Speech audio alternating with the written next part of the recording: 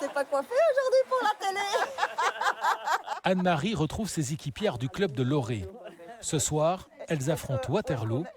Anne-Marie est âgée de 84 ans. Je me suis entraînée tous les jours cette semaine, donc ça va aller. Ah ben, comme d'habitude. Son histoire d'amour avec le hockey commence quand elle a 19 ans. Sa carrière l'amène à Namur en Division 1 dans les années 60. Aujourd'hui, continuer à pratiquer du sport, c'est aussi maintenir une vie sociale. C'est fort important pour moi de pouvoir les rencontrer et alors de pouvoir jouer certainement ensemble et puis alors de faire la troisième mi-temps qui est évidemment plus courte qu'avant. Hein.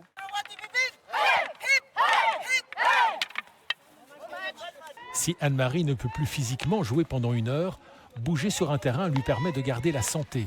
Pas courbaturé. Je ne cours plus comme la plupart des joueuses non plus. Ah, Hein. c'est le placement, vous m'avez Je dit. joue à l'arrière. Vous avez l'expérience, oui. vous dirigez, Voilà. on vous écoute. Et j'écoute surtout mon gardien. Elle est déjà là? Oui, elle est là. Oui, elle est là. Ça va. Sa seule précaution, faire chaque année une prise de sang chez son médecin.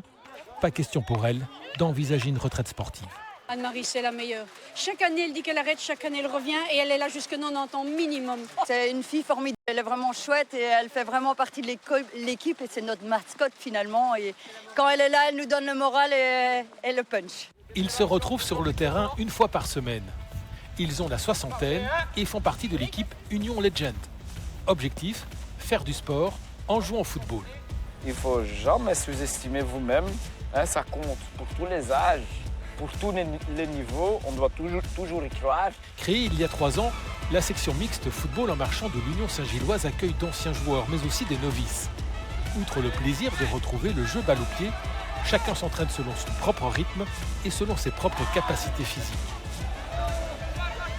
Évidemment, au tout début, lorsque j'ai constaté que finalement je ne suis plus aussi rapide qu'auparavant, C'est frustrant. Oui, c'est frustrant. Mais là, maintenant, je reprends confiance en moi. Quoi. Et on accepte ses limites? Il faut. Il n'y a pas le choix.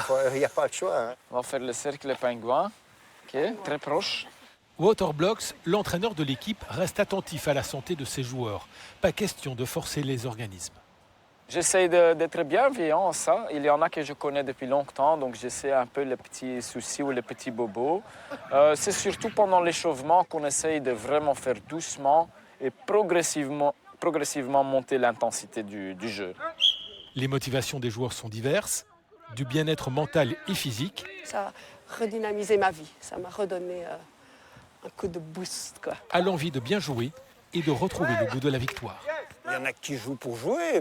Moi, à mon âge, je joue pour gagner. Je reste avec cet esprit-là, tout en étant quand même cool. Hein. Mais si bouger bénéfique pour la santé des seniors, mieux vaut passer un contrôle médical chez son médecin de famille avant de reprendre le sport.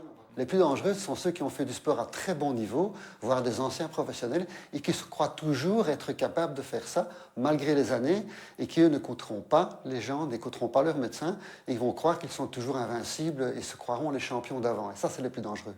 Être senior et faire du sport, c'est entretenir les muscles, diminuer le risque de chute et prévenir les maladies cardiaques, des bienfaits pour le corps et l'esprit.